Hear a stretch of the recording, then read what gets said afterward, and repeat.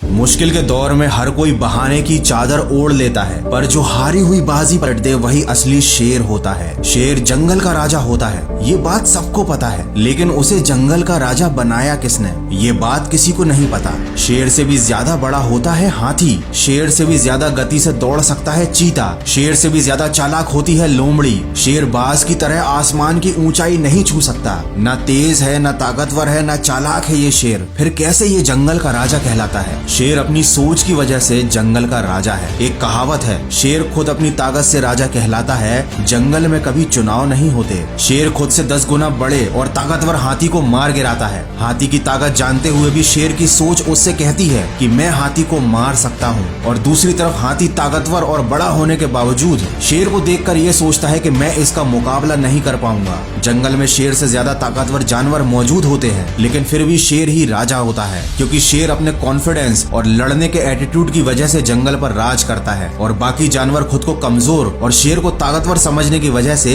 शेर से नहीं जीत पाते। याद रखना, अगर आप में काम को लेकर ऐसा एटीट्यूड और कॉन्फिडेंस है कि मैं इस काम को कर ही लूंगा, तो आपको दुनिया की कोई भी ताकत जीतने से नहीं रोक सकती। अगर शेर की तरह जीना है तो सबसे पहले उसकी तरह निडर बनना सीखो। याद रखना, बलि हमेशा बकरे की दी जाती है, शेर की नहीं। वो जंगल का राजा इसलिए है क्योंकि वह मानता है, उसके मानने के कारण ही वो जंगल का राजा बना हुआ है। वो अंदर से इस बात को महसूस करता है, जिस दिन वह खुद को राजा मानना बंद कर देगा, उस दिन वो जंगल का राजा नहीं रहेगा। हमारे जीवन में भी सुबह उठने से लेकर रात को सोने तक पूरे दिन हमारा खुद पर यकीन ही हमारे दिन को संचालित करता है। हम परिस्थितियों के सामने हार ना मानकर उनसे लड़ते हैं, या उनके खिलाफ हार मानकर चुपचाप समर्पण कर देते हैं। ये इस बात पर निर्भर करता है कि हम खुद पर कितना यकीन करते हैं। जिन लोगों को अपने आप पर अटूट विश्वास होता है, वो विपरीत परिस्थितियों में 2-4 कदम पीछे जाने से नहीं हिचकते। वे कदम पीछे हटाने में जरा भी नहीं घबराते, क्योंकि वो जानते हैं कि परिस्थितियों के अनुकूल होते ही वो बहुत तेजी से आगे बढ़ेंगे।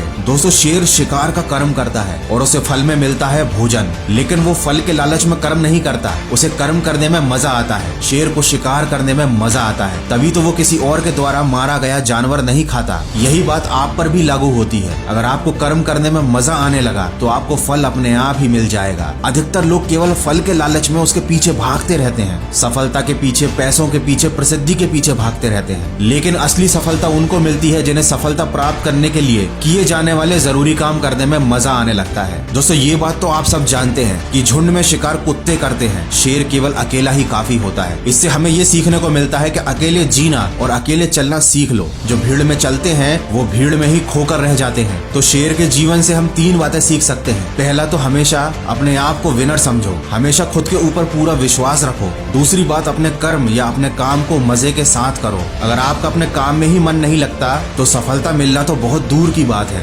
गीता में भी कहा गया है, कर्म करो, फल की आशा मत रखो। और तीसरी बात, अपनी सफलता की राह पर अकेले चलना सीख लो, किसी के सहारे की उम्मीद मत करो। किसी ने क्या खूब कहा है, जीता तो सिर्फ शेर है, बाकी सब मिट्टी के ढेर है। नहीं हुई अभी देर है, तू भी अंदर से एक शेर है। आशा करता हूँ इस वीडियो से आपको कुछ सीखने को जरूर मिला होगा। अगर ऐसा है तो इसको शेयर जरूर करना और सकारात्मक सोच के साथ अपने लक्ष्य की तरफ बढ़ते रहना। मैं मिलूंगा आपसे अगले वीडियो में, जो आपके जीवन में सकारात्मक ऊर्जा को भर दे और आपको दिखाए एक सही दिशा। सुनते रहिए मन की आवाज।